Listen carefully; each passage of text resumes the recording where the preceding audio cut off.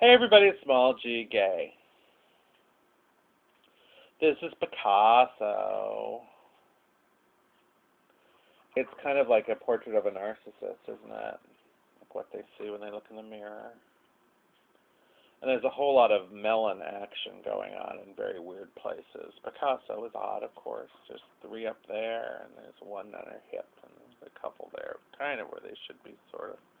Looks like a fish fin growing out of her side. I have no idea what's going on. Modernism. Who needs it? So, how about that radio program we were able to put on the air last night? That was a humdinger. 6 of you listened. Thank you. I think one of them was me, though. So, and the show had to go on, no matter what. Thank God we had a couple of callers. I was really getting worried. Thank God Shelley came through. I was getting worried she wouldn't make it. And, you know, I thought it was kind of a fun show. The chat room didn't really work out. The chat room with a view. We had 2 people who were in it, and just another Mo and some kind of mythological character that I'd never heard of before. They made it through, and I tried to talk to just another Mo, but he wouldn't talk back. So whatever. I know Something Fishy had requested that we set up the chat room there. All the blog talk shows have chat rooms, and she had requested that we set it up. And I did on a whim. I think it's going to take a while to get there. I still don't know why we can't just use Twitter like we always did.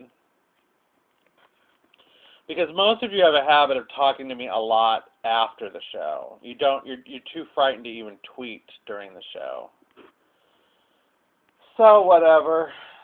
I'm doing another show this Saturday. Kyle's hopefully going to be on it. It's a debate show. Can you believe there's another debate? But thank God Michelle Bachmann's not on it. Thank God we don't have to put up with her and her weirdness. That is something to sing Glory, Glory, Hallelujah over. No Michelle Bachmann. Anyway, the Iowa results turned out sort of like I predicted, except for the Ron Paul in 3rd and Newt Gingrich in 4th. I knew it was going to be a toss-up well into the night between Santorum and Mitt Romney. I knew it was going to be that way, and that's exactly what happened. I knew that Paul would be overrated. He always is.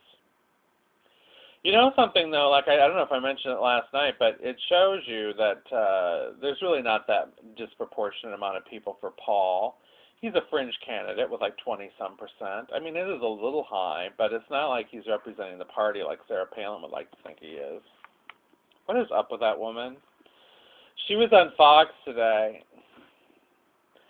All of her followers were like, reading the signs, reading the tea leaves. They were chanting as we speak. And I think she said something like, no, she's not going to run. Yes, she thinks it's still possible for another candidate to jump into the race.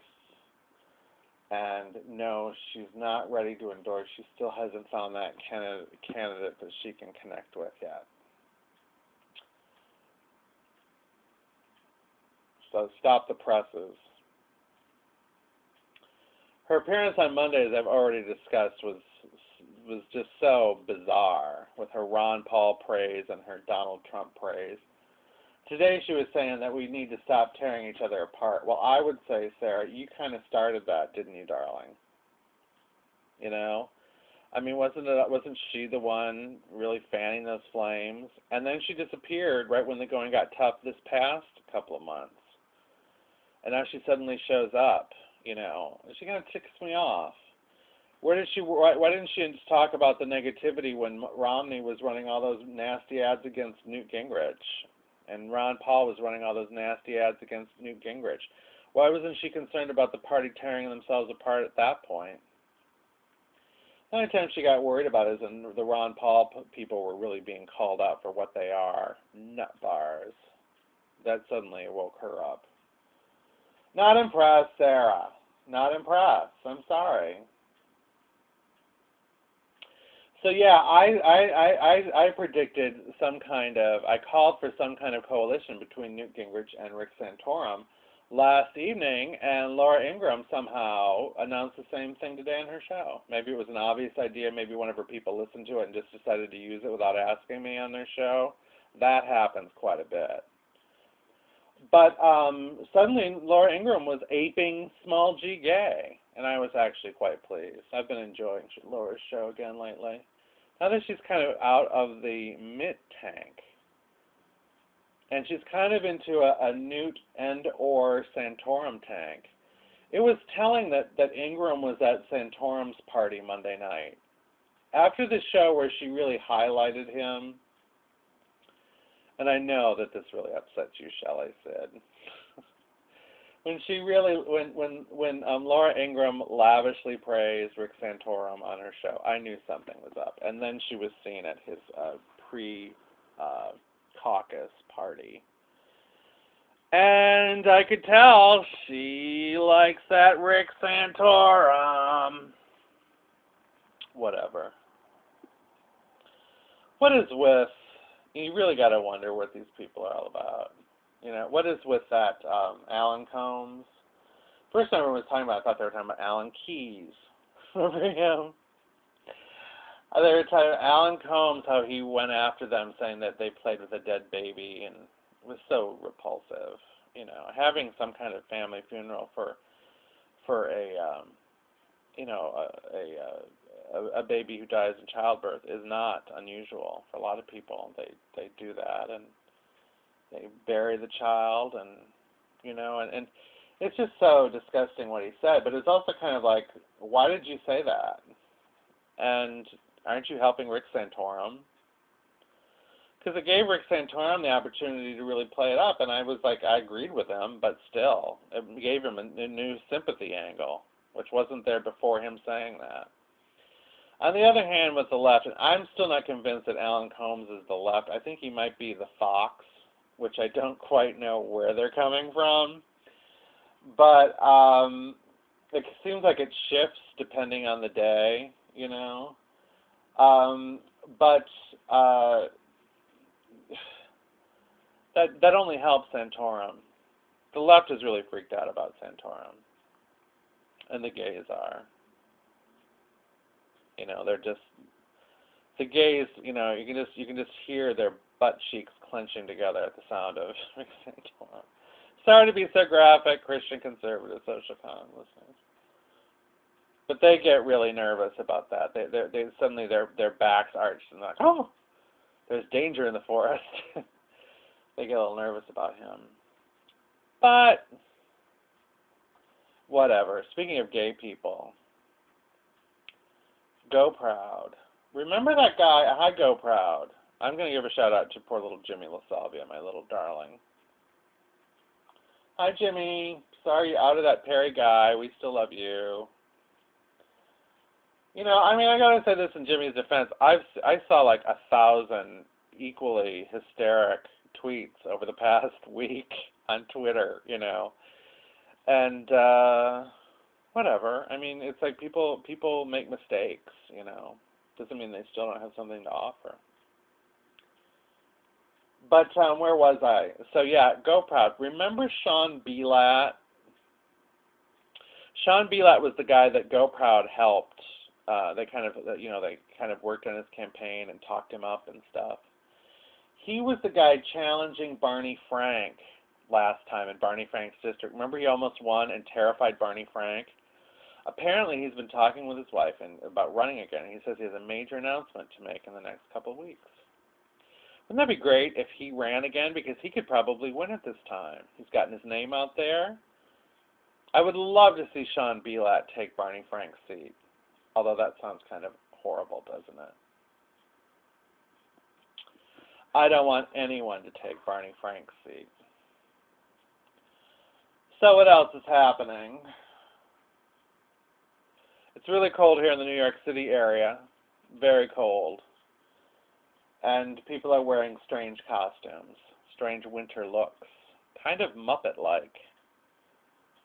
This is when you think fashion can't get any more irritating. It does.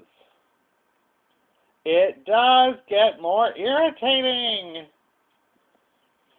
Whatever, I'm getting old. I feel like moving back to the Midwest. I don't know what the hell I'd do there. Vlog? If I moved back to the Midwest, I could still vlog, and I could still do my radio show. Maybe I should do that. That'd give me real Tea Party cred, too, wouldn't it? I could be like Small G Gay on the Prairie. Might work. I'd never get a date. But you know something? I bet I would. I bet I would get dates there, real dates. Not these New York City group sex dates that the gays are looking for on the coasts. But I find a nice guy like Diane Keaton did in Baby Boom.